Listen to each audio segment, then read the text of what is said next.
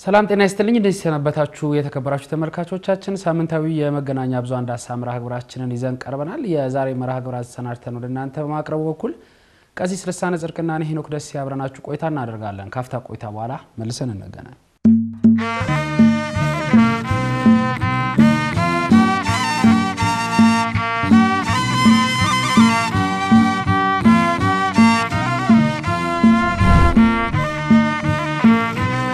ክብራና ክብራት ተመልካቾቻችን ካፍታ ቆይታ በኋላ መልሰን ተገናኝተናል ቀሲስ እንኳን ደህና መጡ እንኳን ደህና ቆዩ መልካም እንግዲህ በባልና በተለያዩ ምክንያቶች ባሳለፍነው 2 ሳምንታት የመገናኛ ብዙሃን ዳሰሳ አልነበረንም እንግዲህ እንደተለመደው ሁሉ በዛሬው ዝግጅታችን በተለይም በተለያዩ የመገናኛ ብዙሃን አማራጮች በኩል ሲነበቡ እንደዚሁም ደግሞ ስንመለከታቸው የነበሩ ቅዱስ ቤተክርስቲያን የሚመለከቱ ጉዳዮች ነበሩ ለዛሬ የመራረጥናቸው ሁለት ጉዳዮች ይዘን መተናል እንግዲህ ቀሲስ እነሱን አስተዋውቀን አንደኛ ያው በተደጋጋሚ እዚ ዳሰሳ ላይም ስናነሳው ነበር እንደ ማህበረ ቅዱሳን ሚዲያ ዶክመንተሪም ጭምር ይሰራንበት የዚህ የሰሜን ሸዋ በኩል የሚደረጉ ይሄ መንፈሳዊ ጉዞዎች ጋር ተያይዞ እየተነሱ ያሉ በርካታ ከቤተክርስቲያናችን ስርዓት የወጡ ጉዳዮች እንዳሉ በተደጋጋሚ ስናነሳ ነበር እንግዲህ ሀገረ ስብከቱ እሱን ትኩረት ሰጥቶ አንድ ጥናት ቀርቦ የተለያዩ ውሳኔዎችን አስተላልፏል እነዛ ውሳኔዎች ምንድናቸው ከውሳኔዎቹ ደግሞ አንዳንድ ጉዳዮች ድጋሚ መታየትም ያለባቸው ጭምር ስላሉ እነዛን ጉዳዮች በዝርዝር የምንመለከት ነው የሚሆነው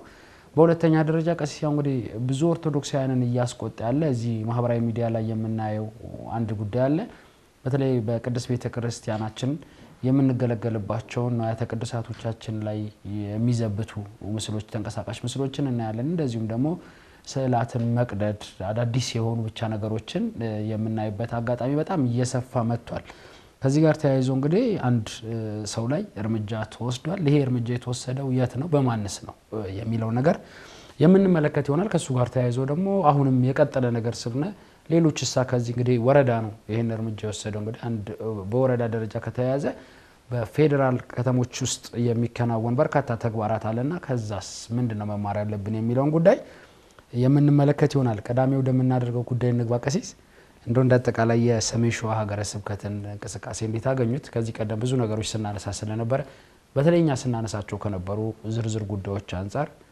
ያው የወጣው የቀረበ ጥናት አለ ከዛ በኋላ ደግሞ መግለጫም ሰጥተዋልና ይሄን ጉዳይ እንዴት አገኙት ከርሶን ጀምራ መልካም እሺ አመሰግናለሁኝ የሰሜን ሸዋ ሀገረ ስብከት በመንፈሳዊ ጉዞ ተያይዞ የሚነሱ ችግሮችን ለመፍታት የሄድባቸው ርቀቶች ያው ደስ የሚያሰኝ የሚያስመሰግን ነው በተለይ ቀደም ባለ ጊዜያት ላይ በተደጋጋሚ ታዩ የነበሩ ክፍተቶችን ለማሙላት ሐሳብ ሲሰጥ ነበር ከሚዲያ ከዚህ እንዲሁም ደግሞ የተለያዩ አገልጋዮች ወንድሞችን በቀና መንገድ እንደ ቤተክርስቲያን ከዛ ባለፈ ደግሞ እንዲሁ እንደ ሀገረ ስብከት ክፍተት ሊፈጠሩበት ማይገባቸው ጉዳዮችን በተለየ በማቅረብ እንዲታረሙ የሚቻልበት እድል እንዲኖር የቀረቡ ሐሳቦች ነበሩ ምናልባት ሀገረ ስብከቱ የቀረቡ ሐሳቦችን በመመልከት እንዲሁም ደግሞ በቦታው ደግሞ ያሉ ችግሮችን በማጥናት መነሻ ሐሳብ አቅርብ ያለው መነሻ ሐሳብ ይዤ መጥቻለሁ ያ ሐሳብ ደግሞ እንደ መመሪያ ሆኖ የሚያገለግል ነው የሚል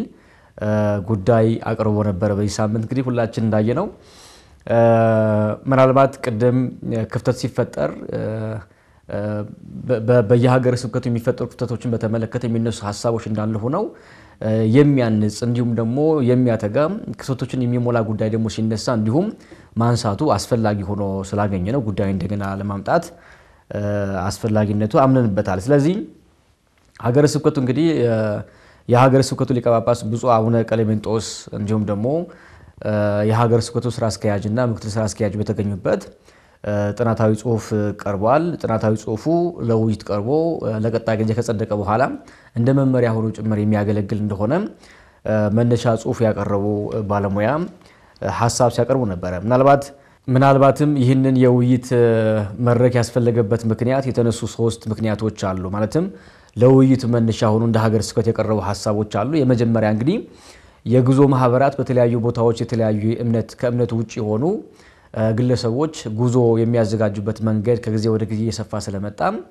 ያንን በዘለቄታዊነት መንገድ ለማረም ለማስተካከል የሚያግዝ በመሆኑ እንደ አንድ መነሻ ሆኖ የቀረበበት መንገድ ነበር ሁለተኛ ደግሞ የቅዱስ ቤተክርስቲያናችን በተለይ ከጉዞ ጋር ተያይዞ እንዲሁም ደግሞ አንዳንድ ደግሞ ወደ ገዳማት ለመጎብኘት ለመሳለም የሚመጡ ምእመናንም ይሁኑ ግለሰቦች የቤተክርስቲያናችን ትውፊት ያልጠበቀ ሂደት የሚያራምዱ የሚታይባቸውም ጭምር ስላሉ ያንንም ጭምር ለማስተካከል እድል የምናገኝበት ነው የሚል ሐሳብ ቀርቧል። ሶስተኛ ደግሞ እንደመነሻ ሆኖ ለውይይቱ የቀረበ ሐሳብ የነበረ ምንድነው በተለይ እንደሚታወቀው ምእመናን ጉዞ ሲያደርጉ በጉዞ ላይ ሲሳተፉ ጉዞ ላይ የሚሳተፉበት በቂ ምክንያት አለ የሚታመንበት ምክንያት አለ።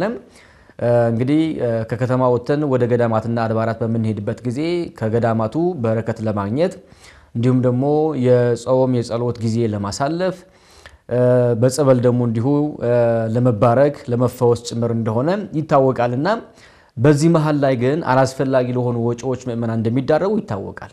እንግዲህ የተለያየ ጥቅምና ፍላጎት ባላቸው ግለሰቦች ምክንያት ይህንን ጫና ስለሚደርስባቸው ምእመናን ያንን ለማገዝ ታስቦ መመሪያው በውይይት የቀረበበት መንገድ ነበር ማለት ነው። በርግጥ የሀገር ስብከቱ የቁጥጥር ክፍል ኃላፊ ላይከ ሄራን በቀለ ናቸው እንግዲህ መመሪያው የሰሩት ያቀረቡት ጥሩ ሐሳቦች የቀረበበት ነው። ማለትም መሬት ላይ ያሉ ችግሮችን ሊፈታ በሚችል መንገድ የቀረበ መነሻ የውይይት ሐሳብ እንደነበረ መመልከት ማየት ይቻላል ነው። ጠቅለል ባለ መንገድ ካየነው ማለት የሚፈጠሩ ችግሮችን እንደ ችግር ብቻ አንስቶ ከማለፍ ይልቅ ዘለቄታዊ መፍትሄ ለማምጣት ውይይት አስፈላጊ እንደሆነ ከዛ ባለፈ ደግሞ ከውይይቱ ደግሞ ባለፈ በተለይ ደግሞ በጥናት የተመረጎዘ ወይም በጥናት መሰረት ያደረገ ዘለቄታዊነት ሊያመጣ የሚችል መመሪያ ለማቅረብ መሞከርም ትልቅ የሚያስመሰግን ጉዳይ ስለሆነ እንዲሁ መታለፍ የሌለበት ሐሳብ ነው ብዬ አምናለሁ። ከዛ ውጪ በዚህ ለውይይት በቀረበው መመሪያ ላይ የቀረቡ አንኳር 6 ጉዳዮች አሉ። የተወሰኑ ጉዳዮች ላንሳለው ላንተ አልፋለሁ። በተለይ በመጀመሪያ ላይ ከቀረቡ ሐሳቦች መካከል አንዱ የሚቀርበው በጥናቱ የጉዞ ማህበራት ግዴታና መብት የሚያቁበት እድል ብዙ ጊዜ አይኖርም። ክፍተት ስላለ በክፍተቱ ምክንያት ጉዞዎች ይዘጋጃሉ እንጂ ከመብት ጋር ከግዴታ ጋር ተያይዞ የሚቀርቡ ጉዳዮች አይኖሩምና ያንን በጉዞ ማህበራት ላይ ያሉ አጠቃላይ ሁኔታ በተመለከተ ከመብትና ከግዴታ ጋር ማዕከል ያደረጉ ስራዎችን መስራት አስፈላጊነቱ መጉላት እንዳለበት ነው የተቀመጠው። ያ የሚያገዘው የሚያመጣው ጥቅም አለው ነው። ብዙ ጊዜ በጉዞም እንደምንመለከተው እንደምናየው ያንን ክፍተት በመጠቀም ጉዞ ከማካሄድ ባለፈ እንደ ምእመናን እንደ ጉዞ አዘጋጅ እንዲሁም ደግሞ ምእመናን ወደ ገዳማት ደግሞ ሲሄዱ ሊጠበቅባቸው የሚገባ ነገር በተመለከተ ብዙ ክፍተት ሲታይ እንመለከታለን። እንዲያውም እንደ ነቀፌታም ጭምር የሚነሳበት አጋጣሚ አለ። አጠቃላይ ተኮነ እንዲያውም በዓለም ላይ ያለው የስንፍና ሐሳባችንና ድካማችን በባየልና በበለጠ መንገድ መንፈጽምበት አኳኋን ያለው ብዙ ጊዜ ወደ ጉዞ በሚካሄድበት አጋጣሚ ሆኖ ይታያል። ያንን ቤተክርስቲያናችንም ስለሚያስነቅፍ ከዓላማው ውጪም ስለሚሆን እንደ ሀገረ ስብከት ዘለቄታዊ መፍትሄ ለማምጣት እንዲመች እነዚህ የጉዞ ማህበራት ግዴታና መብታቸውን ማወቅ እንዳለባቸው በተለይ ደግሞ ከቤተክርስቲያናችን ፍቃድ ያላገኙ የጉዞ ማህበራት ደግሞ ጉዞም ማዘጋጀት እንደሌለባቸው ቀረበ ሐሳብ አለ። ይሄ እንደ አንድ ጥሩ መነሻ ሆኖ መቅረብ ያለበት ጉዳይ ነው።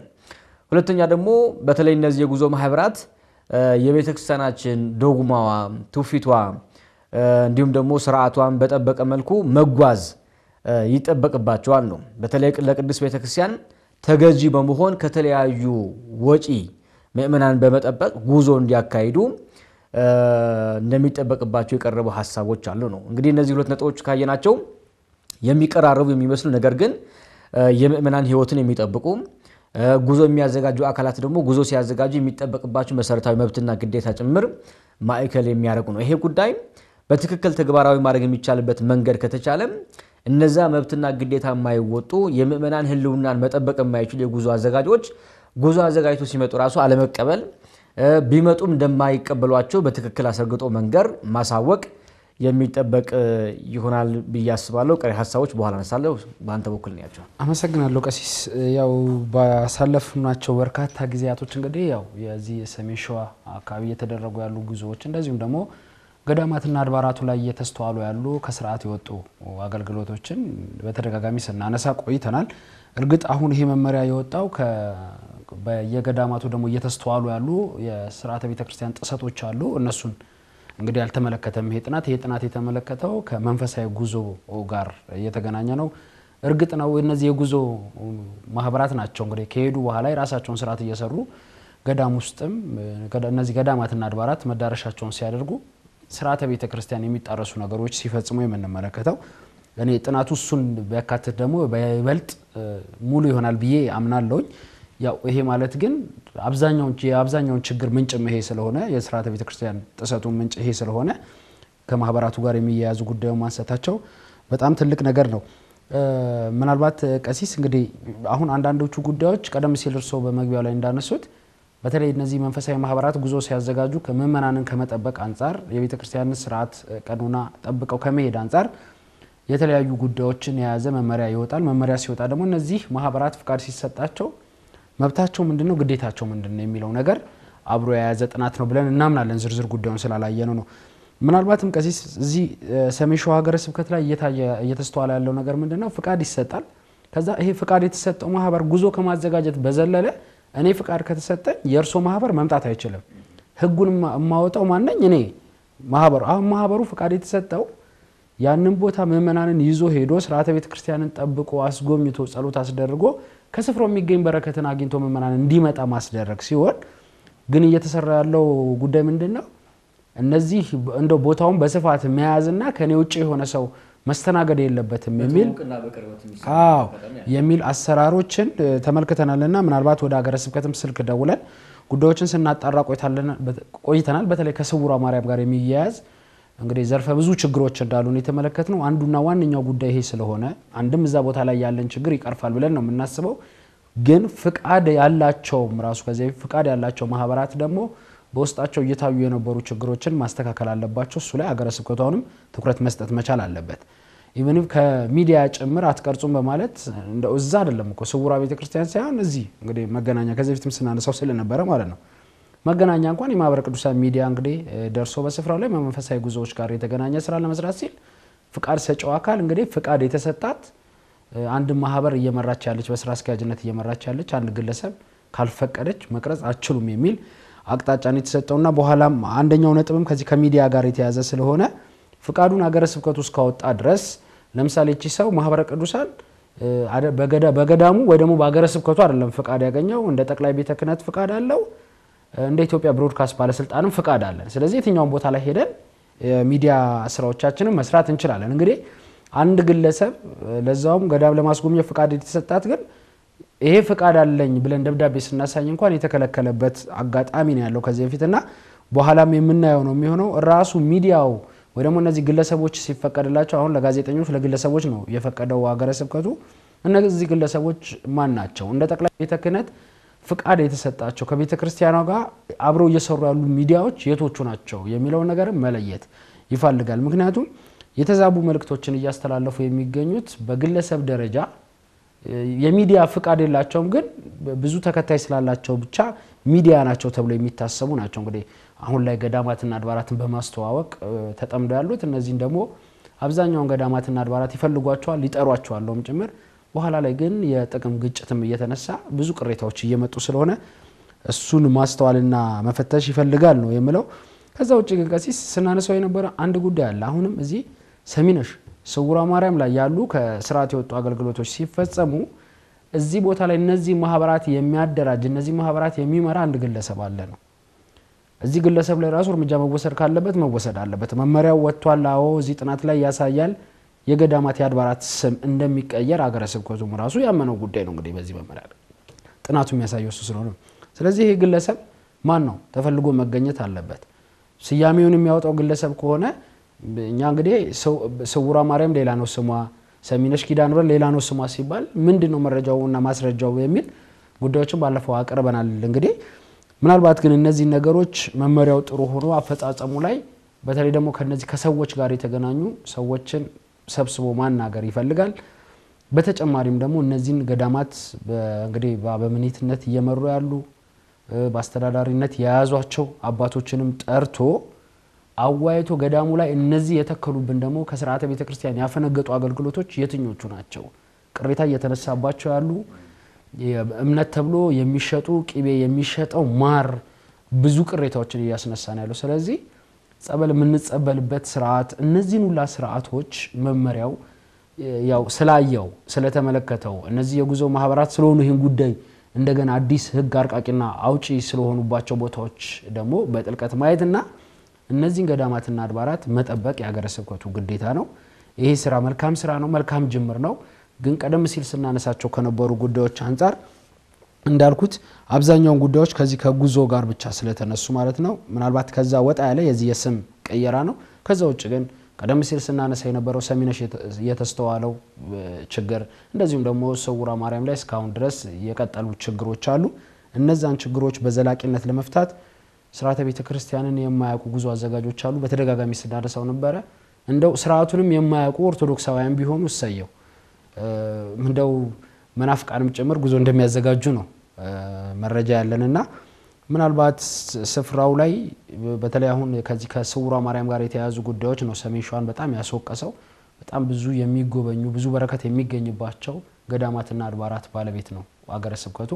ግን እሱን ደግሞ ጠብቆ የሚገኘውን ገቢ ለማግኘት ደግሞ ራሱን የቻለ ነገር መሰራት መቻል አለበት ነው። እንግዲህ አብዛኛውን ያው ጨረታዎች ይካሄዳሉ። እነዚህ ጨረታዎችን አሁን ከልክለዋል። ጨረታ ማካሄዳችሁም ከገዳሙ እውቅና ውጪ የሚል ነው እዚህ መመሪያ ላይ የወጣው ወይ ደግሞ በጥናት የተገኘው ይሄ ጨረታ እንደሚሰራ ነው። ምናልባት እኔ ገዳማትና አድባራቱ ሀገረ ስብከቱም ጭምር እንግዲህ ልክ አሁን ባህልና ቱሪዝም ከቱሪስት የሚያገኘው የሆነ ነገር አለ። ስለዚህ በሀገረ ስብከቱ ብዙ ጊዜ እየተጎበኙ ግን አሁን እየገጠመን በበርካታ ቱሪስት የሚጎበኝ ቤተክርስቲያንና ገዳማትና አድባራት እኮ ቀሲስ የጥገና ወይ ደግሞ የማደሻ እያጥቆ ለልመናጃቸው ሲዘረጉ እያየን ነው። ስለዚህ እነዚህ የሚጎበኙ አብያተ ክርስቲያናትና ገዳማት በሀገረ ስብከቱ ስር የሚገኙ ለእርዳታ እጃቸውን መዘርጋታቸው አይቀርም። ነገ እድሜ ጠገብናቸው አንዳንዶቹ በእድሜ ብዛት የሆነ ነገር ይገጥማል። ያ ሲፈለግ ወደ ሌላ ከሚገባ ለሱ የሚሆን ጉዳይም ጭምር አብሮ መሰራት መቻል ካለበት የግለሰብ ኪስ ከሚያካብቱ የጉዞ ማህበራት ተወጥቶ ራሱ ሀገረ ስብከቱም ይሄንን ጉዳይ የሚቆጣጠርበት ነገር መኖር መቻል አለበት ብለን ነው ምናምነው። ምክንያቱም አሁን ባለፈው ክረምት ላይ ኩኬለሽ ዝናብ ያስገባ አንዳንድ ቦታ ላይ አደጋ ደርሶበትም እንግዲህ የበረከት እጃችሁን ዘርጉ ሲል ድምጽ ሲያሰሙ እንሰማለን። የምንሳፈርበት ታክሲ ሁሉ የምንገባበት ታክሲ ላይ ሁሉ ምን አለ በየሳምንቱ ኩኬለሽ እንደሚሄድ ማስታወቂያ ለጥፎ ነው የምናየው። በየሳምንቱ በርካታ ሺ እንግዲህ ተጓዦች ይሄዳሉ። ስለዚህ ከነዚህ ተጓዦች ግን የማገኘው እኔ ነኝ ጉዞ ማዘጋጀው እኔ ነኝ የማገኘው። ቤተክርስቲያኗ እንግዲህ ሲመጡ የምትወረወር ብር ሰው የልቡን ፈቅዶ የሚሰጠው ብር ነው ተጠቃሚው። ከዛ ውጪ ግን ከሚጎበኙ ቦታዎች ራሱ ማህበራቱ ራሱ ይዞት ከሚመጣ አንድ መኪና ላይ ስራ መሰራት ካለበት በአግባቡ መሰራት መቻል አለበት ብዬ ነው ማምነው። ይሄ ጥናት እንግዲህ መጨረሻ ላይ እሱንም ጭምር ያካተተ ነው ወይ ምናቀው ነገር የለም። ግን እንደ ቅሬታም ብዙ ጊዜ ደጋግመን ስናነሳው ነበር። ያውኛ እንደግልም ስናነሳ ስለነበረ በተለይ ከጉዞ ማህበራት ጋር የተነሱ ጉዳዮችን እንደ ሚዲያም ሀገረ ስብከቱ ሰምቶ ማስተካከያ ስለሰራ እጅግ መመስገን ያለበት። ሌሎች ሀገረ ስብከቶች ላይም እንደዚሁ ተመሳሳይ ነገሮች ይነሳሉ። ከስርዓት የወጡ በጣም አሁን ህግ ወጥ አጥማቂውንና ባህታውያንም እንግዲህ እየወጡባቸው ያሉ ቦታዎች እንደዚህ አይነት ቦታዎች ናቸውና ከእንደዚህ አይነት ነገር ጋር ተያይዞ የሚነሱ ጉዳዮችን ፈቶ እጅ ለእጅ ተያይዞ የቤተክርስቲያን ስርዓትና ቀኖና የጠበቀ አገልግሎት መፈጸም ምንም ቅድሚያ የሚሰጠው ጉዳይ መሆን መቻል አለበት ነው ብለው ብዙ ነገር አነሳው። ቀሲስ የሚጨምሩት ነገር ካለ ይጨምሩና ያው ምናልባት እኔ ብዙ ነገር ያነሳውትን በተለይ ከዚህ ከማህበራት ጋር ብቻ ያለ መመሪያ ስለወጣ ያው ከስራ ጥሰት ጋርም የተለያዩ ጉዳዮች ስለሚነሱ እነሱም በዚህ እግረ መንገድ አንድ ላይ ቢታዩ የሚል መልከታ ስለነበረኝ ነው። መልካም እሺ። በእንግዲህ የሀገረ ስብከቱ ሊቀ ጳጳስ ብፁዕ አቡነ ቀሌምንጦስም ያስተላልፋቸው መልእክቶች አሉ። መልእክቶች ጠንካራ ናቸው። ምናልባት ብዙ ጊዜ ያለመድብንም እንጂ በሊቀ ጳጳስ ደረጃ የሚወጡ ሐሳቦች የሚነገሩ የሚተላለፉ መልእክቶች ያው ለብዙ ነገር የሚጠቅሙ ናቸው። ወይ ደግሞ ይሄ ከቃለ በረከቱ ባለፈ እንደ ትምህርት የምንወስዳቸው ናቸው። ደግሞ እንዲሁ በተለይ ውይይቶች ሲደረጉ እንደዚህ ጥናቶች ሲቀርቡ ብፁዓን አባቶች ተገኝተው መመሪያ የሚሰጡበት መንገድ መኖሩ በጣም ደስ የሚያሰኝ ሊበረታታ የሚገባ ጉዳይ ነው። ምናልባት ሶስት ጉዳዮች ያነሱ ይመስለኛል እዛ መልእክት ላይ። አንደኛ በዚህ በሰሜን ሸዋ ሀገረ ስብከት የተለያዩ የፈውስ ስፍራዎች የሚገኙ ከመሆናቸው አንፃር የተለያዩ ምእመናን ወደ ገዳማት ወደ አድባራት የሚጓዛሉ። ይሄ ይታወቃል ብለዋል ሊቀ ጳጳሱ። ግን ይህንን ጉዞ የሚያደርጉ አካላት ፍቃድ የሌላቸው የጉዞ ማህበራት ከመሆናቸው አንፃር ከገንዘብ ጋር የሚያያዙ ጉዳዮችን ብዙ ነገር እያበላሸ እንደሆነ ቀርቧል ነው። ስለዚህ ይሄ የቀረበው ጥናት የቀረበው የመመሪያ መነሻ ሐሳብ ይህንን ችግር ሊፈታ እንደሚችል ነው። ቅድም እንዳልነው ነው አብያተ ክርስቲያናቱ ገዳማቱ ምንም አይነት ገቢ የማያገኙ ከሆነ ገቢው በግለሰብ ደረጃ ብቻ የሚቆም ከሆነ ለዛም ደግሞ አንዳንዶቹ የሌላ የቤተ እምነት ግለሰቦች ጭምር ከሌላ ቤተ እምነት መጥተው ጉዞ የሚያዘጋጁ ሰዎችም ጭምር የሚጠቀሙበት ምእመናን ከዛ ባለፈ ደግሞ አብያተ ክርስቲያናት ገዳማት ግን ምንም አይጠቀሙበት መንገድ ካልያንን መታረም ስላለበት የሚል ሐሳብ ቀርቧል። ከዛ ባለፈ ደግሞ በየወቅቱ ለሚወጡ የስም ስያሜ በተመለከተ ትክክል ባለመሆኑ ከቤተ ክርስቲያን ስርዓት አንጻርም መታረም ያለበት ጉዳይ ከመሆኑ አንጻር ይሄ ለቀጣይ ጊዜ የሚሰራበት ነገር እንደሆነ አተኩሮ መልእክት አስተላልፈዋል ብፁዕ አቡነ ቀለሜንጦስ።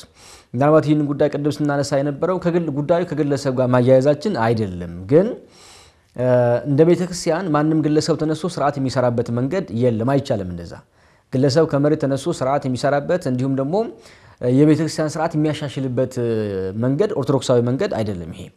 ስለዚህ የራሱ መንገድ አለው። ያ የራሱ መንገድ ተከትሎ የሚሄድበት መንገድ ነው። እንዲያውም የሀገረ ስብከቱ ሊቀ ጳጳስ መመሪያ ሳይሰጡበት ሳይፈቅዱ ከፍ ካለ ደግሞ ወደ ቋሚ ሲኖዶስ ወደ ቅዱስ ሲኖዶስ ደግሞ ምልዓተ ጉባኤ ሳይመጣ ጉዳይ እንዲሁም ግለሰቦች ብቻ ደስ ስላላቸው የሆነ አጋጣሚ ስለተፈጠረ ብቻ ስም መቀየር ለብዙ ነገር ሊዳርግ እንደሚችል ያን ደግሞ ከአደገኝነቱ አንጻር መታረም ያለበት ጉዳይ እንደሆነ የቀረበ መልእክት ነበር። ሶስተኛ በተለይ ቅድም ስናነሳው እንደነበረ የቤተ ክርስቲያናችን ይሄ ዶግማዋ ቀኖናዋ ትውፊቷን ከመጠበቅ አንጻር ወደፊት ደግሞ ምን ያህል የቤተ ክርስቲያን ትምህርት ከመጠበቅ አንጻር የምናገኘውን በረከት ምን ያህል ሊሰፋ እንደሚገባ ብዙ አባታችን ያነሷቸው ሐሳቦች አሉ። ይህን ጉዳይ እኔ በአራት ነጥብ ብናጠቃልለው ጥሩ ነው ብዬ አስባለሁ። አይተው ከሆነ ብዙ ጊዜ መመሪያዎች ይወጣሉ እንደው ከሀገረ ስብከትነት መንገድ ባለፈ ማለት ነው። እንደ ቤተ ክርስቲያን መመሪያዎች ይወጣሉ፣ የመነሻ የውይይት መነሻ ጽሁፎች ይቀርባሉ አይደል፣ ጥናቶች ይቀርባሉ። ከዛ በኋላ ግን ተግባር ላይ የሚውልበት መንገድ ስናይ ትንሽ ደከም ያለ ነው አይደል፣ ወይም ደግሞ ውጤቱ የሚያህል ብዙ አርኪ አይደለም። ከዚህ አንጻር ሀገረ ስብከቱ ጥንቃቄ ሊያደርግባቸው የሚገቡ ጉዳዮች እንዳሉ ይሰማናል። የመጀመሪያው መመሪያው ከጸደቀ በኋላ በፍጥነት በሰነድ ደረጃ ሰንዶ ለአድባራትና ለገዳማት መላክ ይጠበቃል ነው። ምክንያቱም በቅርብ ኃላፊዎች ብቻ ጉዳዩ ጸድቆ መቀመጡ መፍትሄ አያመጣም ነው። ስለዚህ መፍትሄ እንዲያመጣ ቢያንስ ለገዳማቱ ለአድባራቱ እንዲላክ ማድረጉ የመጀመሪያ መንገድ ቢሆን የሚል ሐሳብ ነው። ሁለተኛ ደግሞ ለስራ ኃላፊዎች በቂ የሆነ ግንዛቤ መፍጠር ነው። ቅድም ያልነው ነው አንዱ የሚከለክልበት አንዱ የሚፈቅድበት መንገድ እየተፈጠረ ሲቸገሩ ስለነበረ ያንን የሚፈታበት አንዱ ሁኔታ ምንድነው ከተባለ በየቦታው በየኃላፊነት ያሉ አገልጋዮች የስራ ኃላፊዎች አባቶች በቂ የሆነ ግንዛቤ በመመሪያው ዙሪያ ላይ መፍጠር ውጤት ከማግኘት አንጻር የተሻለ መንገድ ያመጣል። ሶስተኛ ይሄ ተመሳሳይ ድምጽ እንዲኖር ከመፈልግ አንጻር ለምእመናን እንዲሁም ደግሞ ለተጓዦች ማሳወቅም ያስፈልጋል። ይሄ በሚዲያም ቢሆን በተለያየ መንገድ ቢሆን በሰሜን ሸዋ ሀገረ ስብከት የሚደረጉ ጉዞዎች በተመለከተ መመሪያው ያወጣቸው ሐሳቦችን ግልጽ የሆነ ማብራሪያ እንደሚታወቅ እንግዲህ ሚዲያ ያለው ሀገረ ስብከቱ በሚዲያውም ቢሆን በተለያየ ፎርማት ተጠቅሞ መልእክቱ ማስተላለፍ የሚሻል ይመስለኛል። ምክንያቱም ጉዞ የሚያደርጉ ምእመናን ሲመጡ ምን እንደሚጠበቅባቸው ካወቁ ምን ማድረግ እንዳለባቸው ከመብት ጋር ከግዴታ ጋር የሚያዙ ሐሳቦች ከለዩ የሚያህል ችግርም አይነሳም። የተለየ ነገር የሚያነሳ ሰውም ካለ መጠየቅም ይችላል ማለት ነው። አራተኛ አፈጻጸሙ መከታተል ነው አይደል? መከታተል ነው። ያንን መሬት ላይ ሲያወርዱ መለካት አለባቸው ብለን እናስባለን። ሐሳብ ብቻ ሆኖ እንዳይቀር ነው። ትልቁ ነገር ግን ደስ የሚያሰኝ ጥሩ ነገር ስለሆነ እንደመነሻ ምናልባት ይህንን መሬት ላይ ወርደው ውጤት የሚያመጣ ከሆነ ክትትሉን በትክክል የሚለኩት ከሆነ ልምዱ ተመክሮውን ለሌሎች ሀገረ ስብከቶችም ጭምር ማቅረብ ቢቻል እንደ ጥሩ ነገር ነው። ምክንያቱም በሀገረ ስብከት ደረጃ የመጀመሪያ ይመስለኛል ከጉዞ ጋር በተያያዘ መንገድ መመሪያ ያዘጋጀና ያው እንደ ሀገር አሁን ያለንበት በርካታ ጉዞዎች ግን ከዚህ ከሰሜን ሸዋ ጋር ቀሲስ በጣም ይነሳሉ። ያው ቅዳሜና እሁድ እንግዲህ ብዙ መኪኖች የሚወጡት ከቅርበትም አንጻር ነው። ከቅርበትም አንጻር ነው። ሁለተኛ ደግሞ አሁን እንደ ሀገር ደግሞ ካለንበት የሰላም እጦት ችግር ምክንያት በቅርበት ጉዞ ማድረግ እዛ አካባቢ ትንሽ የሚሻል ሆኖ የተገኘበት መንገድ አለ። ዞሮ ግን ነገ የሚመጣ ሰላም ከመናፈቅ አንጻር እድሉ የሚገኝ ከሆነ ሌሎች ሀገረ ስብከቶችም ጉዳዩ እንደ አንድ ተሞክሮ ማቅረበውም የሚሻል ይመስለኛል። እንደ ሀገረ ስብከት ግን ችግሩን ለመፍታት የሄደበት ርቀት ጥሩ ስለሆነ እናመሰግናለን የሚል ሐሳብ ለማቅረብ ነው። መልካም ቀሲስ፣ የሰሜን ሸዋ ሀገረ ስብከትን እንግዲህ እንጨርስ ይመስለኛል። ወደ ቀጣይ እንግባ። ቀጣይ ርዕሰ ጉዳያችንን ስናነሳ ቀደም ሲል በመግቢያ ላይ እንዳነሳሁትኝ አሁን ላይ ያው በዘመናችን እንግዲህ የዚህ የሶሻል ሚዲያ አጠቃቀማችን ስርዓት የተበጀለት ባለመሆኑ በርካታ ችግሮችን እያሳየን ይገኛል። እንግዲህ ሀገርም ቤተክርስቲያንንም ለምን እንደዳረጋት ተመልክተናል። ምናልባት ያን ብቻ አይደለም፣ ሰው አክባሪ የምንባል እንግዳ ተቀባይ የምትባል ኢትዮጵያ ውስጥ የምንገኝ ኢትዮጵያውያን ምን አይነት ሰዎች ነን የሚለውን ነገር ብዙዎቻችን እንድንመለከት እርስ በርስ እንድንተዛዘብም ጭምር አድርጎናል ማህበራዊ ሚዲያ ማለት ነው። በዚህ ማህበራዊ ሚዲያ ላይ ደግሞ እንግዲህ ጥቃት ከሚከፈትባቸው የሃይማኖት ተቋማት ፊት አውራሪ የኢትዮጵያ ኦርቶዶክስ ተዋሕዶ ቤተክርስቲያን ሆናለች በዘመናችን። ምናልባት እንግዲህ ደግሞ ይሄን ጥቃት የሚፈጽሙባት ስማቸውንም ጭምር ቀደም ሲል የኢትዮጵያ ኦርቶዶክስ ተዋሕዶ ቤተክርስቲያን አማኝ እንደነበሩ አማኝ ብቻም ሳይሆን ክህነት ውስጥ እንደነበሩም ጭምር አድርገው የዚህ ማህበራዊ ትስስር ገጽ መጠሪያቸውን በዛ እየሰየሙ ሰዎችን ለማሳት የሚሰሩ አሉ። ከዛ ውጭ ግን እንግዲህ ስርዓት አምልኮ የሚፈጸምባቸው ንዋያተ ቅድሳታችን ጭምር ይዘው የሚዘብቱ በርካቶች እንዳሉ ስንመለከት ቆይተናል። ምናልባት ቀሲስ እንግዲህ ያው እርሶ ጉዳዩን በደንብ ያዩታል ብዬ አስባለሁ። እንደዚህ አይነት ጉዳዮችን ያዩ እንግዲህ እንደ ፌደራል ባለፈውም ስናነሳው ነበረ፣ በተለይ ከዚህ ከመገናኛ ብዙሃን ባለስልጣን ጋርም ተያይዞ እነዚህ የማህበራዊ ሚዲያን አስጠቃሚዎች ማለት ምንድነው የሚደረጉት? ምን አይነት መመሪያ ነው ያለው ሀገሪቷ ውስጥ? ምን አይነት ነገርስ ሊካሄድ ይችላል ቀጣይ የሚል ጥያቄዎችን ስንጠይቅ ቆይተናል። ምናልባት እነሱ መልስ እንኳን ባይሰጡ ግን በተለይ በዚህ በጸጥታው ዘርፍ በኩል ያሉ ሰዎች ደግሞ የተለያዩ እርምጃዎችን እየወሰዱ ስንመለከት ቆይተናል። እንግዲህ ለዛሬ ሐሳባችን መነሻ የሆነው ሁርሙ ወረዳ ፍርድ ቤት እንግዲህ አንድ በግል የሶሻል ሚዲያ ፕላትፎርም የመጣ ሰው የተለያዩ ስራዎችን ሲሰራ ቆይቷል። በተለይ ቅድስት ቤተክርስቲያንን ማንቋሸሽ፣ ስዕላትን መቅደድ፣ የተለያዩ ተግባራት ሲፈጽም ቆይቷል። እንግዲህ ይሄ ግለሰብ በቁጥጥር ስር ውሎ ፍርድ ቤት እንግዲህ ውሳኔ ወስኗል ማለት ነው። ምናልባት እሱን መነሻ አድርገን ሌሎችን ጉዳዮች እንነጋገራለን። ቀሲስ፣ ከሰሞኑንም አንድ ማህበራዊ ሚዲያ ላይ የሚመላለስ አንድ ቪዲዮ አለ። አሁን ላይ በጣም እየተቸገረን ያለነው ዋና ጉዳይ እነዚህ ወጣቶች ላይ ወይ ደግሞ ያልበሰሉ ይሄ ቲኔጀር ላይ ያሉ ሰዎች ላይ ብቻም ሳይሆን የምንመለከተው አብዛኛውን ሃይማኖቱን የሚመሩ የምንላቸውም ሰዎች እንደዚህ አይነት ስህተቶች ሲፈጽሙ እናያለን።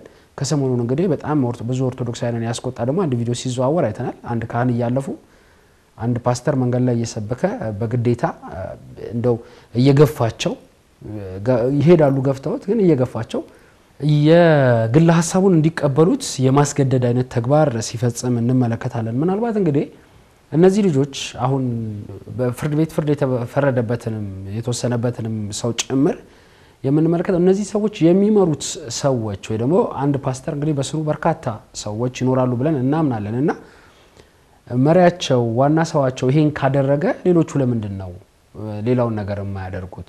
ይሄን ያክልሳ እንደው እኔ ሌላው ይቅር እንደው የሃይማኖት አባት መሆናቸው ይቅርና ቀሲስ እንደው ታላላቅ ማክበር የሚባለው ነገርሳ ምን ያክል ነው የጠፋው? ማህበራዊ ሚዲያ ላይ የምናየው ጉዳይ እሺ እንደው ሰውየው ፊት ለፊት የማይገኝ ስለሆነ ነው።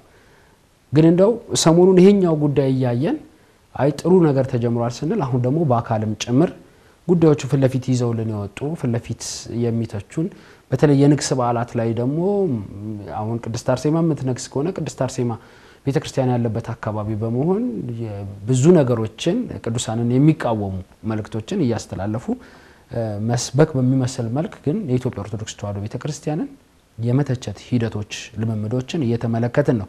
እንዳጠቃላይ ግን ቀሲስ ብዙ ሳላበዛ ይሄን የፍርድ ሂደት እንዴት አገኙት? ሌሎች ሀገረ ስብከቶችም ቢሆን ያው ሀገረ ስብከቱም ራሱን የቻለ ስራ ስለሰራ እዚህ ቦታ ላይ ምን አይነት ነገሮችን መከተል መቻል አለባቸው?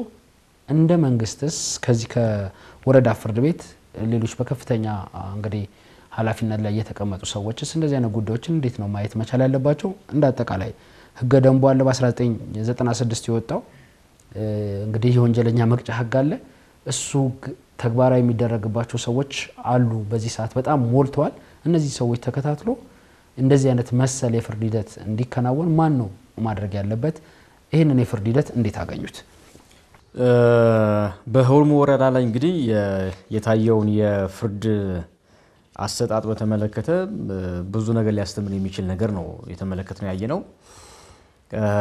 ምናልባት አድማጭ ተመልካቾቻችን ይህን ጉዳይ ሲያዳምጡ እንግዲህ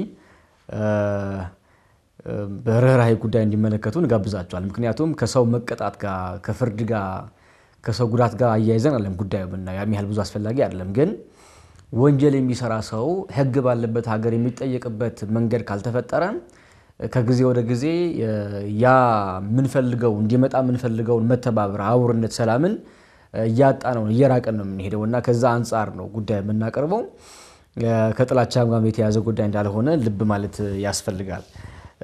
በርግጥ የምንገፋው የምንነቀፈው የምንተቸው የምንሰደበው የምንጥላላው እኛ ሆነን በጉዳይ ላለመናገር ዝም ማለት ወይም ደግሞ አቋም ላለመግለጥ ምን ሄድበት ርቀትም መታረም ያለበት ይመስለኛል። እንደ ቤተክርስቲያንም ቢሆን እንደ መዋቅርም ቢሆን መታረም ያለበት ይመስለኛል። ለምንድነው ጉዳዩ በወረዳ ልክ ተነስቶ እንድናነሳው የተጋበዘን ከተባለ አንድ በወረዳ ላይ ያለው የወረዳ ፍርድ ቤት በወረዳው ያለው ግለሰብ በተመለከተ የሰራውን ክፉ የሆነ ስራ ቤተመትን የማጥላላት ቅዱሳን ስላትን የመሳደብ እንዲሁም የመቅደድ የተለያዩ ምልክቶችን የማድረግ የነበረውን የአብሮነት መንገድ ሊያጠለሽ በሚችል መንገድ የሄደበት ርቀት ገምግሞ አይቶ በህግ እንዲጠየቅ ያደረገበት መንገድ እኔ እንደ ሀገር የምንቸገርበት ጉዳይ እንደዋና ከተማችን እንደ አዲስ አበባ የምንቸገርበት ጉዳይ በአንድ ወረዳ ግን ሲታይ በቦታው ያሉ ግለሰቦች ያላችሁ የሞራል ጉዳይ እንድትመለከት እንድታይ ያደርጋል። ምክንያቱም እነሱ ያላቸውን የህግ ማይቀፍ እነሱ ያላቸውን የህግ ልምድ በአጠቃላይ እንደ ሀገር ያሉ ባለሙያዎች አሉ። ራሱ ህግ ማቀፉ ያው ተመሳሳይ ነው። በወረዳም ቢሆን በምን ቢሆን ለውጥ ያመጣም አይደል? ባለሙያም አለ ህግ ማቀፉም አለ ሁሉ ማለት ነውና ነገር ግን በተደጋጋሚ የሚፈጠሩ ችግሮችን እንደ ሀገር መፍታት እንደ መንግስት መፍታት ተቸግረን ያለ ወይም ሲያቅተን ስንመለከት በአንድ ወረዳ ደግሞ ያሉ ግለሰቦች ይህን ጉዳይ እንዲፈታ ማድረጋቸው ሊያስመሰግናቸው የሚገባ ጉዳይ ብለን አስባለን። ለምንድነው ከተባለ ቢያንስ በወረዳቸው ያለውን ችግር ለመፍታት የሄዱበት ርቀት ህግና ህግን ማይቀፍ በማድረጋቸው ስለሆነ ማለት ነው። ብዙ ጊዜ ስናነሳው የነበረ ጉዳይ እሱን ነው። በተለይ ቅድም አንተ ስታነሳው እንደነበረ ከዚህ ከወረዳው ከሆልሙ ወረዳ ከወጣ ብንል በተደጋጋሚ መንግስታዊ መዋቅርን በመተማመን መንግስታዊ መዋቅርን በመጠቀም ጥቃት የሚያደርሱ ግለሰቦች ቁጥራቸው እየበዛ መጥቷል የሚል ሐሳብ ስንደጋግመው ነበር። ይሄ እንደ ትችት አርገው ሰዎች የሚያነሱበት መንገድ ያጋጥማል። ግን እውነት ነው ማለት ችግሩ የሚደርስብን እኛ ነን። አሁን እንደ አንድ አማኝ ከጠየቀኝ እኔ ይሰማኛል አሁን እንደዛ አይሆ እኔ መከተለው ማምንበትን የእምነት አቋም የሚተች የሚነቅፍ ሳይረዳም አለም ደግሞ ለማወቅ ሳይፈልግ ቀርቶ እንዲሁ በጥላቻ ብቻ ምክንያት ሲያጥላላ ስታይ የሚሰማ ስሜት አለ አይደል? ከዛ ባለፈ ደግሞ እንደ ተቋም ደግሞ ካየነው እንደ ቤተክርስቲያን ደግሞ ካየነው በጣም አደገኛ የሆነ ከጊዜ ወደ ጊዜ ማቆሚያ ያልተገኘለት እየጨመረ ያደገ የመጣ ክፉ ነገር ሆኖ እናያዋለን። ይህም ጉዳይ ደግሞ የበለጠ እንዲያርግ የሆነበት ምክንያት ምንድነው ከተባለ ትልቁ ነገር እነዚህ ግለሰቦች የልብ እንዲሰማቸው የሆነበት መንገድ አለ። አንደኛው በመንግስታዊ መዋቅር ላይ የሚጠቀሙ ግለሰቦች በመሆኑ ለምሳሌ አንዱ እኚህ አንድ አገልጋይ አንድ ካህንን ክፉ የሆነ ሐሳቡን እንዲቀበሉ ሲያስገድዳቸው የነበረ ግለሰብ በመንግስት መዋቅር ላይ የሚሰራ ግለሰብ ነው። የሚገርመው ይታወቃል። ከተማ መጥቀስ አያስፈልግም እንጂ በመንግስታዊ መዋቅር የሚሰራ ግለሰብ ነው። ቀድሞ በህግ ላይ ይሰራ የነበረ በኋላ ግን መንግስት ባዘጋጀው ፎርማት ተጠቅሞ የሚሰራ ህዝብን አገለግላል የሚል ከፍትህ ጋር በተያያዘ መንገድ ላይ ለዛም ደግሞ ጉዳዮች የሚከታተል ሰው እንደሆነ ብዙ መረጃዎች አግኝተናል። እና ያንን መንግስታዊ መዋቅሩ ሲጠቀሙ የበለጠ ክፋታቸውን ለማንቀሳቀስና ለማራመድ የሚመች መንገድ ፈጥሯል። ይሄ ደግሞ የሚጠይቅ አካል ባለመኖሩ ምክንያት ችግሮቹ እየጎሉ መጥተዋል ነው።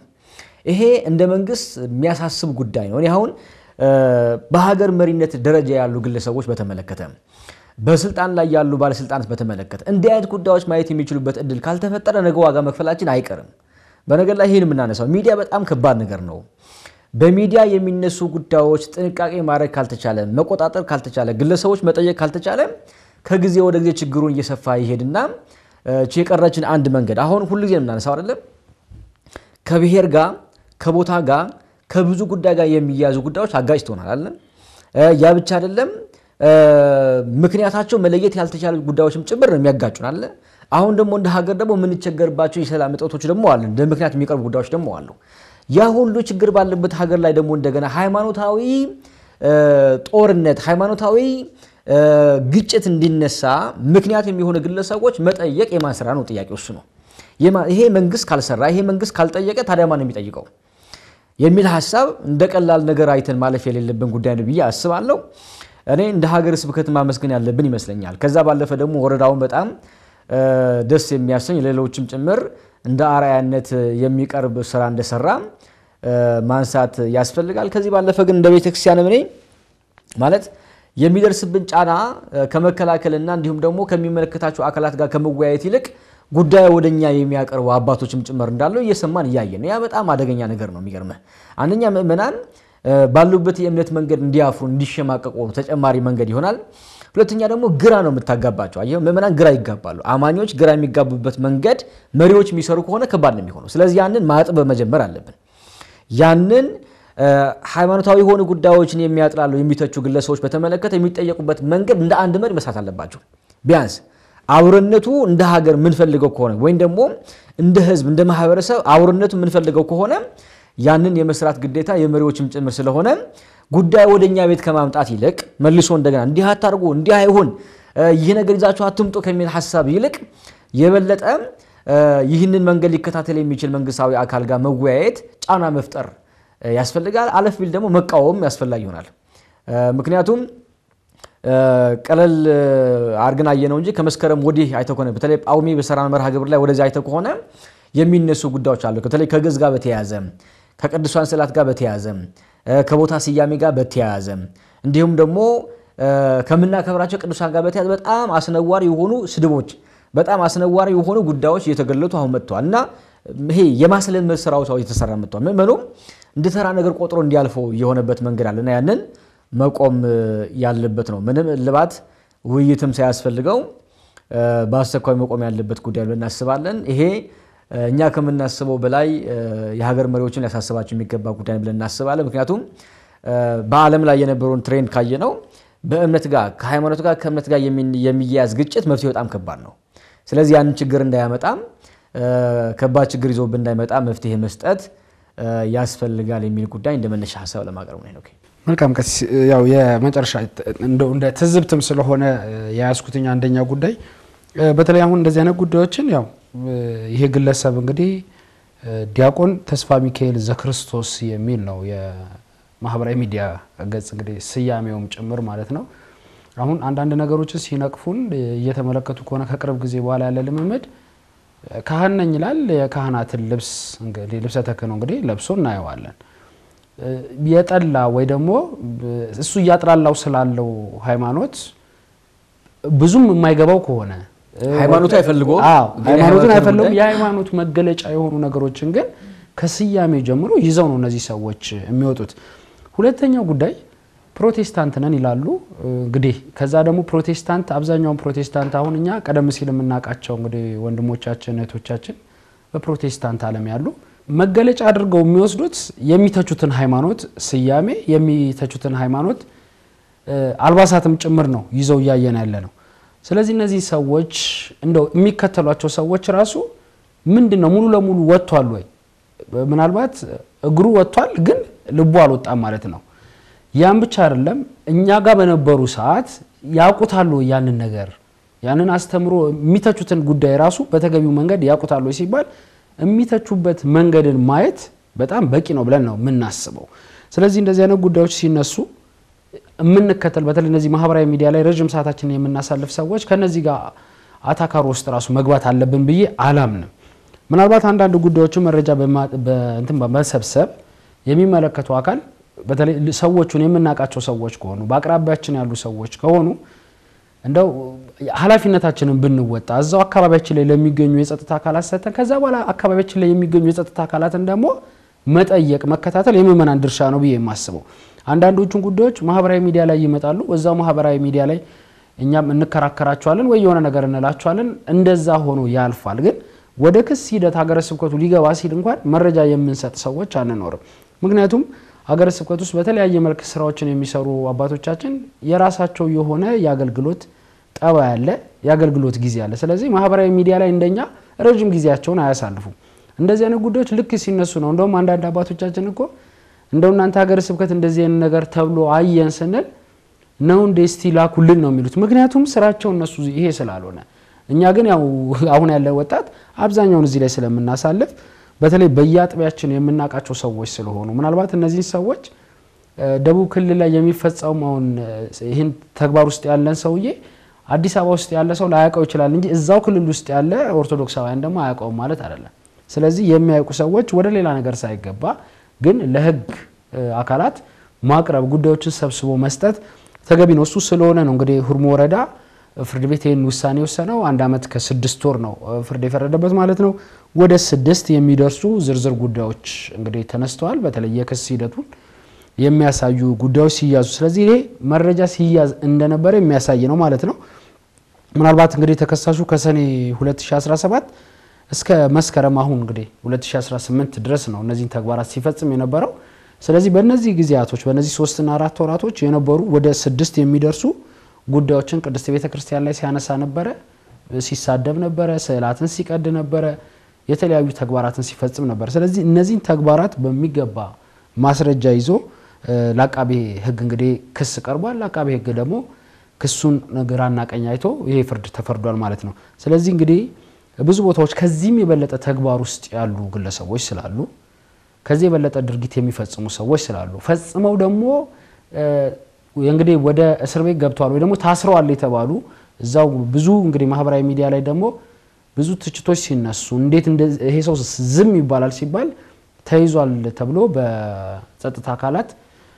እንትኑም ጉዳዩም ይነገራል ግን ከዛ በኋላ ያለውን ሂደት ደግሞ የማንሰማበት ሰውየው ይፈታ ይታሰር እንግዲህ የፍርድ ሂደቱ ምንድነው እንደዚሁ ተከታትሎ ደግሞ ተፈርዶበታል የሚለውን ጉዳይ የማናቀው ግን በቃ ለጊዜው ተይዟል የሚል ነገር እስኪበርድ ድረስ ተይዟል የሚሉ ጉዳዮችን ያው በተደጋጋሚ ስንመለከት ነበርና እንደ ቅድስት ቤተክርስቲያንን ይሄን ጉዳይ የህግ መምሪያውም ጭምር በተደጋጋሚ ይያለ ነው የህግ መምሪያው እዚህ ጉዳይ ላይ ስራ መስራት አለበት ሁሌም ያው በተለያዩ ምክንያቶች እየሰሩ እንደሆነ መረጃዎች ሲወጡና ያለን እየሰሩ ከሆነ ደግሞ ውጤቱን ደግሞ የምንመለከተው ፍለፊት የሚወጣ መሆን መቻል ያለበት ይመስለኛል እኔ ጨርሻለሁ የሚጨምሩ ካለ ጨምረው እናጠናቀቃለን ጋር አዎ እንደ ማጠቃለያ ሐሳብ እንዲሆን ነው በተደጋጋሚ ከዚህ ጋር በተያያዙ ጉዳዮች እናነሳበት ምክንያት ምንድነው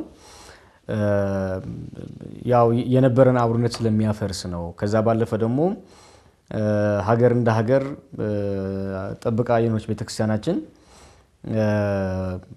ማይመጥናት ከመሆኑ አንፃርም ጭምር ነው ቤተክርስቲያን ምትተች ምትነቀፍ ሳይሆን በሌሎች ቤተ እምነቶች ያሉ ግለሰቦችም የእምነት ተቋማት ማሱ ቢሆኑ የሚጠብቋት ሊንከባከቧት የሚገባ ቤተክርስቲያን ከመሆኑ አንፃር ነው እናነሳው ጉዳይና ምክንያቱም በጥንታዊነት ከሚታወቁ ጥቂት አብያተ ክርስቲያናት መካከል የምትነሳው አንዷ ኢትዮጵያ ቤተክርስቲያን ናት ኢትዮጵያ ቤተክርስቲያን ደግሞ ያበረከቶች አበርክቶ እንደ ማህበረሰብ እንደ ህዝብ ያብቻ አይደለም እንደ ሀገር ደግሞ በጣም ብዙ ጉዳዮች አሉ መለካው ነገር ብቻ አይደለም እና ከዛ አንፃር ስለምናነሳ ይሄንን የነበረ ጉዳይ መልካም የሆነ ጉዳይን የሚያዳክሙ ሐሳቦች ሲነሱ መቃወም እንደ አንድ አማኝ የሚጠበቅ ነው እንዲሁም ደግሞ ይሄ የሌብነት ስራ ወይ ደግሞ ይሄ የቅስጣ ስራ የሚሰሩ ግለሰቦችን በተመለከተ ቅድም አንተ እንዳነሳው ነው ስማቸው የክርስቲያን ስም ነው ምልክታቸው የክርስቲያን ምልክት ነው ግን ተግባራቸው አቋማቸው ደግሞ ያን አይደለም ያገልጋዮች ልብስ ይለብሳሉ ያገልግሎት ልብስም ጭምር ይለብሳሉ በድፍረት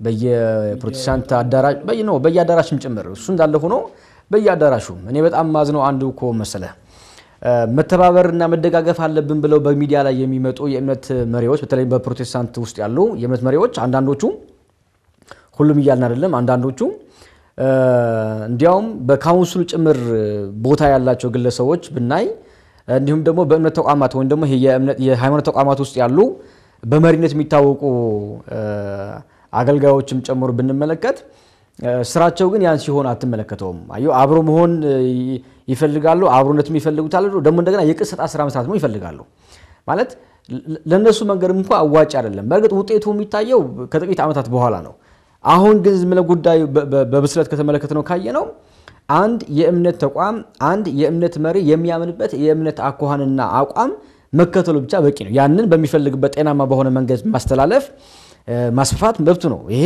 የህግ ማዕቀፍም ጭምር የሚፈቅድለት ነው። እኛም ቅር አይለንም እሱ። ከዛ ያለፈ ጉዳይ መጥተው ግን አውቅልሃለሁ ሲል ግን ይሄ ነገር ፍለጋ ነው የሚሆነውና ያን ስራ የሚሰሩ ደግሞ አሉ። እንዳየው ነው በየአዳራሹ የአምልኮ ስፍራዎቻቸው ላይ የኛ የአገልግሎት ልብስ ለብሰው የሚታዩ ግለሰቦች አሉ። እነዛ ሰዎችን ሲቀበሏቸው ሲያስተናግዷቸው የሚያስተላልፉት የጥላቻ ንግግርና ስሜት ሲጋራዋቸው ትመለከታለህና ያንን መቆም ያለበት ስለሆነ ነው በተደጋጋሚ እናነሳው። ቀጣይ ጊዜ ጉዳዩ ከቀረበ የሚቀጥል ከሆነ መቃወማችን የማይቀር ጉዳይ እንደሆነ በዚህ መንገድ ማሳሰብ እንፈልጋለን። ለጊዜው ይበቃል። መልካም እናጠቃለን። መልካም ክብሯና ክብራት ተመልካቾቻችን ስትከታተሉት የነበረው የመገናኛ ብዙሃን ዳሰሳ መርሃ ግብራችን እዚህ ጋር ይጠናቀቃል። ሌሎች መርሃ ግብራት ወደ እናንተ መድረሳቸውን ይቀጥላሉ። የዛሬ መርሃ ግብር ወደ እናንተ በማቅረቡ በኩል ቀሲስ ልሳነ ጽድቅና እኔ ኖክለስ ያብረናችሁ ቆይታ አድርገናል። ሰላም እግዚአብሔር ከሁላችን ጋር ይሁን።